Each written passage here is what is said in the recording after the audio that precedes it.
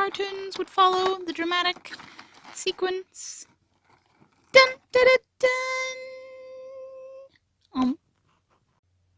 I'm Commander Shepard, and this is my favorite YouTube channel on the Citadel. No? Okay. On today's edition of What the Fuck Am I Doing for Vlogmas? I don't know, help.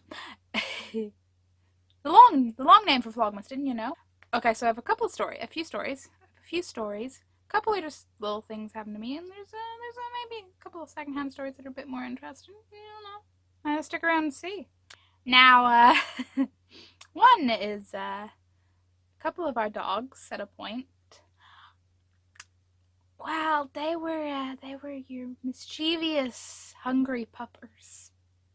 One more so than the other. They were litter sisters, but one was always just freaking greedy. But they were like, you know, if there's food, they're watching you. They'll eat anything. They won't even. I'm pretty sure she never even checked what you were giving her. She just sort of inhaled it.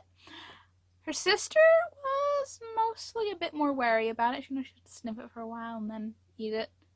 As she got older, she got a bit more like her sister and would just go for it. But, you know, the sister had the reputation from the get-go. So, you know those Christmas decoration chocolates you can get? Like the wrapped chocolate that maybe it's like shaped as a Santa, snowman, whatever, or maybe coins, I don't remember. But they have the little hangy thing to be able to hang them on the tree, right? You know where this is going. So, one year, you know, my mom asked me and my dad, have you been eating the chocolate off the Christmas tree? And we're both like, no, what? We wouldn't do that. Who could it have been? Who could it have been, I ask you? That's right. The dogs were getting their Christmas treats a little bit early and securing their place on the bad list. For one, they shouldn't do that, and for two, no, puppers, not chocolate, can't have the chocolate. But they were fine. There were no consequences. Like, I don't think they're even so much as sick. They were just fine. The much more dramatic version of that story happened to my friend, in which one of her dogs got into, you know, the gift sets of chocolate. They're like the selection boxes. They're all, you know, multiple chocolate bars. Her dog got into that while she was at work or out, whatever. Ate the whole thing, and then I think she was sick, but the dog didn't care. The dog was like, woo!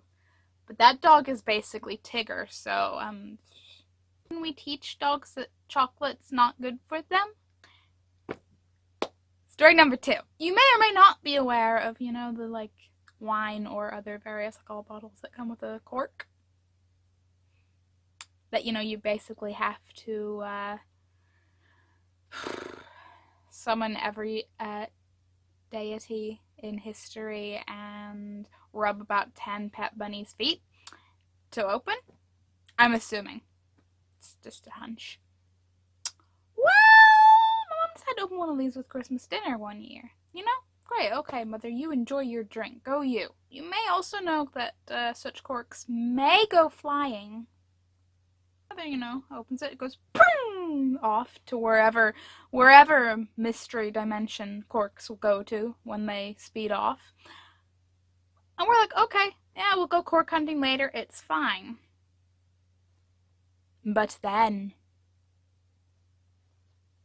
what do we notice on our dinner plates, YouTube?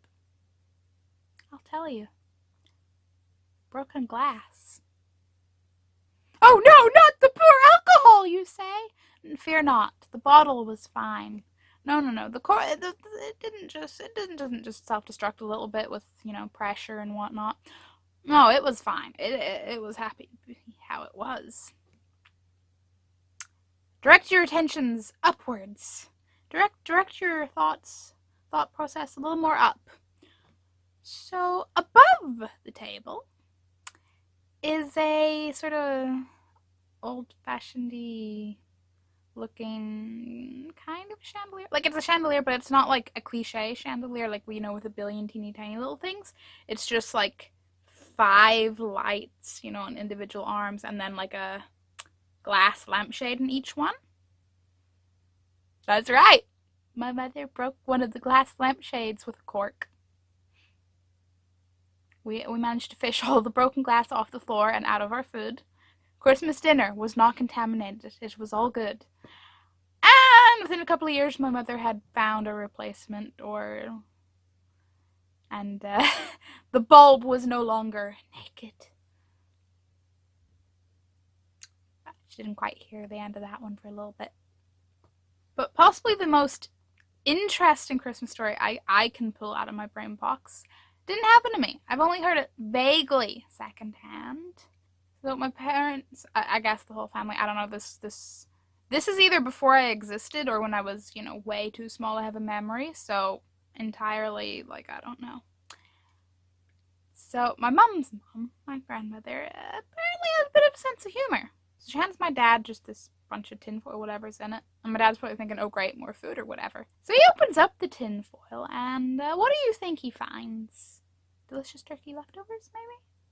Some sandwiches for the maybe road home? I don't know. No, it's the turkey's head. It's the turkey's head, which is sent flying, and the most detail I get from the story is my grandmother's just peering around the side of the doorframe from the kitchen, just laughing her head off. Go, Granny. It's one of those things. I'd like to have witnessed that.